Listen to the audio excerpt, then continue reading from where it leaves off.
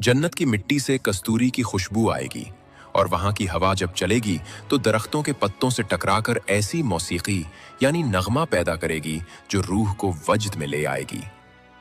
जन्नतियों के लिबास कभी पुराने नहीं होंगे।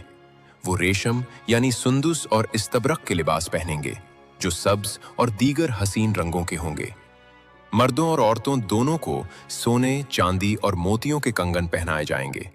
इनके ताजों में जड़ा हुआ एक याकूत दुनिया और उसकी तमाम चीजों से ज्यादा कीमती होगा।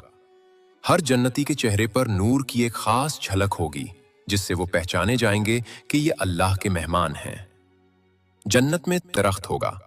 इस दरख्त के फूलों से जन्नतियों के लिबास निकलेंगे।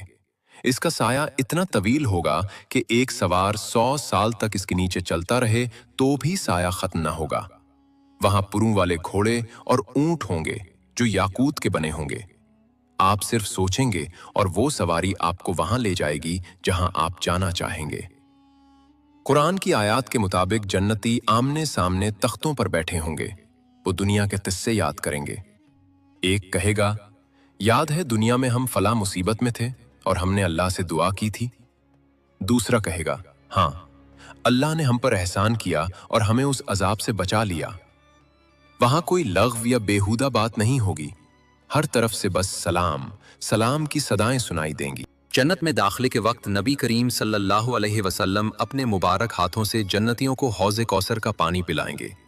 इसके प्याले आसमान के सितारों की तादाद के बराबर होंगे। इसका पानी बर्फ से ज्यादा ठंडा, दूध से ज्यादा सफेद और शहद से ज्यादा मीठा होगा। जो एक बार ये पानी पी लेगा उसे फिर कभी प्यास नहीं लगेगी। जब लोग जन्नत में दाखिल होंगे तो उनकी जबान अरबी होगी।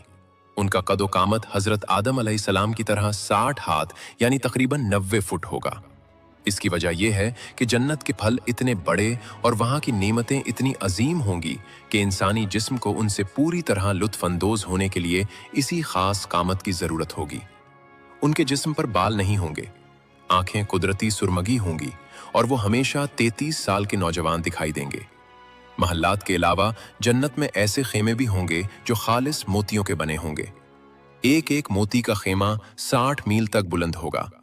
इन खेमों के अंदर जन्नतियों के लिए उनकी बीवियां और खादिम मौजूद होंगे और एक कोने में मौजूद शख्स को दूसरे कोने वाला नजर नहीं आएगा, यानी वो बेहद वसी होंगे।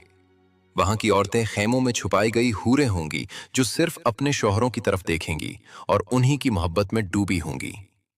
जन्नत के बाजार की एक और हैरत अंगेज तफसील ये है कि वहां खरीदो फरोख्त के बजाय सूरतों का बाजार होगा। अगर किसी जन्नती का दिल चाहे कि वो किसी